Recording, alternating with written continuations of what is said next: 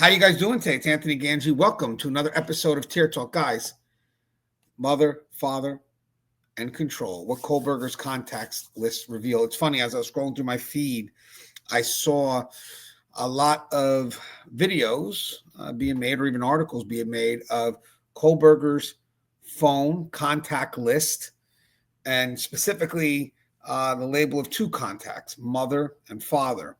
I did a quick short, but I wanted to elaborate a little more on this because I thought this was pretty interesting. Now, there's some stuff we already know about Kohberger, which to me, it all makes sense. I'm not shocked by it. Like, the one thing they talk about first is that he only had 18 total contacts on the phone.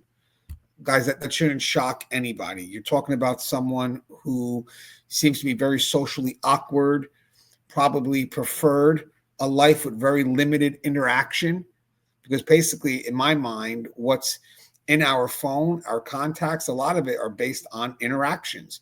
But what I like to do is I like to compare a little bit of maybe myself, maybe some other people, and then kind of see in comparison, well, maybe where should we be at? Like, is 18 a normal number? And it's not. I believe that number is really a very low number. So in my mind, and in context of what we know about Kohberger, I think 18 is just more about someone who has very limited interaction, doesn't want to be seen, doesn't want to be remembered.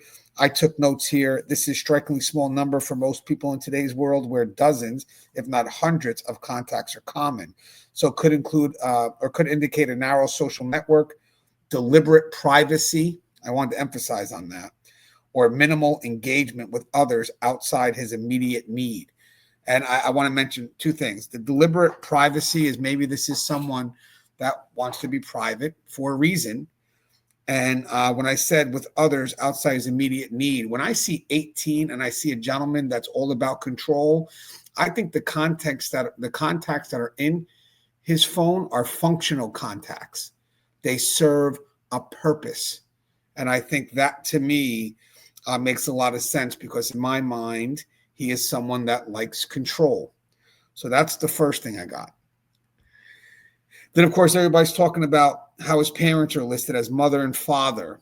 And I thought that was unique, because I went back on my phone. How is my mom listed? And just like I said, she's listed as mom, something very simple. So why do I use the word mom? It's close. It's informal. It's affectionate. You know, it's about the behavior of love, if you will, in my mind. Mother for me is, now if I look at it from another perspective, and it's just my perspective, guys, I find mother to be a little bit more distant, a little bit less formal, less affectionate. And they talked about Kohberger maybe suffering from autism. Certain things where, in my mind, I'm not going to say there's it's psychopathy, but some type of limited empathy, let's say. So technically, these roles, like relates to what I said before, are functional. So mother is a defined role. This is the expectations of a mother. Basically, this is the role you serve, and not how I relate to it, but rather this is the role you serve. Same thing with father. It's functional.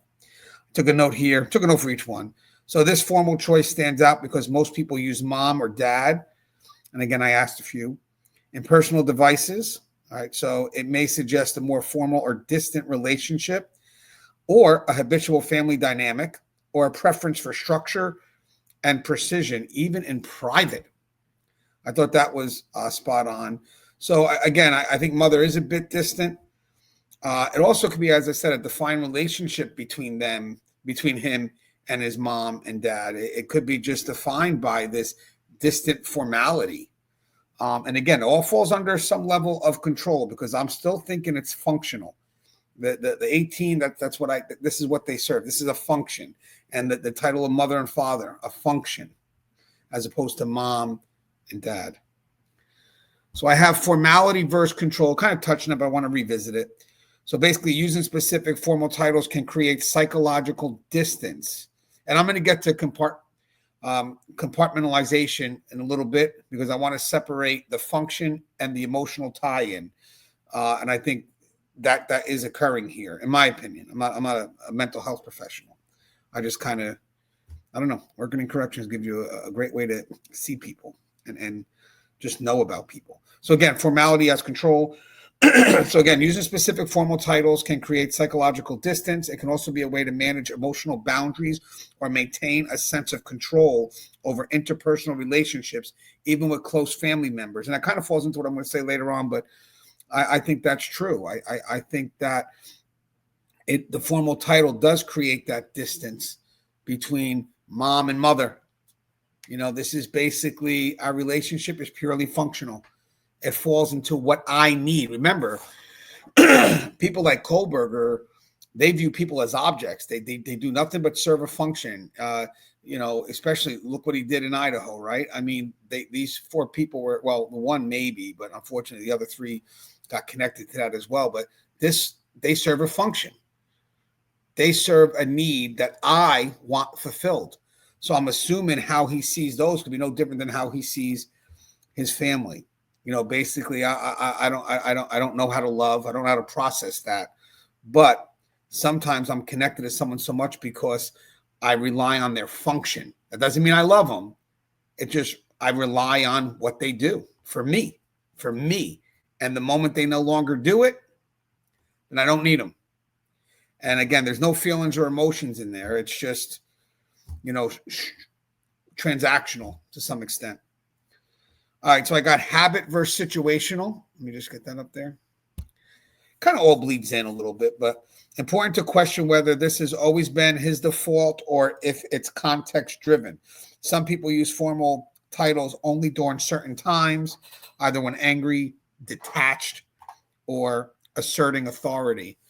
And it's funny because, words matter, guys. This is different than that, right? This is closer, that is further. Words matter. Mother, again, formal, but distant. Mom, informal, but closer. Mom to me is more connected, or dad is more connected to a feeling. It's the emotion. So I bring that in. But if I'm saying father, maybe that's a little bit more formal, and I push that out. But we don't know the context of the relationships, and I'm sure that's going to be discovered when they kind of find out what those phone calls were about soon after the murders. But again, the context I'm going by is, no, this is what we know about him. So I'm trying to draw that into this context here and try to build some type of clarity.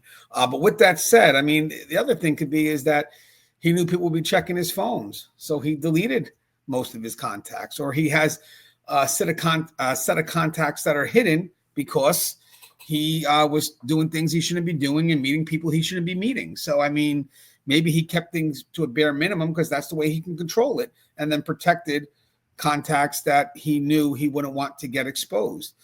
So again, just, I'm just focusing more on this, but there's always other angles, guys. All right, so let me get to compartmentalization, which we kind of touched on, but a known defense mechanism where conflicting emotions, thoughts, or experiences are mentally separated to avoid discomfort or contradiction. In this context, it may explain the rigid labeling and minimal phone contacts as a way to keep different parts of his life walled off. And I agree with that. So I said the compartmentalization, I agree. I think that may be function versus emotion. This is purely a function. I don't want the emotion part. So I'm going to go ahead and keep it as mother. Because at the end of the day, they know when they no longer serve a function, I no longer need them, and I don't want to be blinded by love. I don't want to be fooled by emotion. This is strictly transactional. It could even come in a cold upbringing where he didn't even form a relationship close with his family. So maybe mother, father, the formal, maybe that's just how the relationship was. So now in the end, I don't want to be too connected to emotion, because if I am, then it blinds me to what I want to accomplish with these individuals. But again, we really got to see what that phone call was about. I got 2 other things here, just real quick. Neurological and behavior factors. So for some with certain neurological differences, so we talked about autism spectrum, etc., or personality traits, compartmentalization can come naturally. For others, it's a learned skill tied to survival strategies or maintaining a self-image. So maybe it's done automatically because the person does fall through a line of maybe autism. So there is very limited social awareness. So they're just not strong in those areas. And maybe that just is the end result of that. Or maybe he's strategizing. Maybe at the end of the day, I'm planning for something and I just don't want those connections. I just need the behavior. I'm not the behavior. I just need what their function is. And that's it. Because the moment they don't do as I ask or as I demand, then I no longer need them. And it's funny because this may be a bit extreme, but usually what happens is when people like this find that they no longer need the individual because they are pretty much an object that can easily be replaced, sometimes they have no problem taking those objects out because I'm not connected to you. So I don't really care what the end result is. So again, am I jumping? No, it just could be jumping the gun, but just a way of looking at things because they see things as objects and objects can be replaced. So as long as the object no longer serves a purpose, I don't need it. And I'm not going to let love or emotions hold on to something I no longer need. And they could do it and not care. They could just do it and not care. And I think that mother, that father title allows for that. It's not connected to the more affectionate side of what I would say mom or dad. And again, this is just thoughts that went through my head. Last thing I got is parallels to other criminal profiles. So career criminals, psychopaths, and sociopaths often show a high capacity for compartmentalization, allowing them to navigate double lives or manage relationships in a calculated way. This detail about Kohberger's phone may fit a larger behavior pattern seen in such profiles. So, I mean, again, you're using the individual. So I have to separate that. Manipulation, okay, yeah, it's my mother, but she's got to serve a purpose for me. So sure, I'll play the game, but there's no emotion connected to this. I mean, he could have called his mom and asked for money. Ma, I got to get out of here real quick. Maybe I need some money for this or for that. We don't know. But again, it's just, I think I kind of break it down as I think the limited contacts kind of show you that he had very limited interactions or just didn't want to keep him long term, so he didn't put him in the phone. So very limited contacts. That's someone that did not want to be seen, definitely did not want to be remembered. And the names, I think all these serve a function.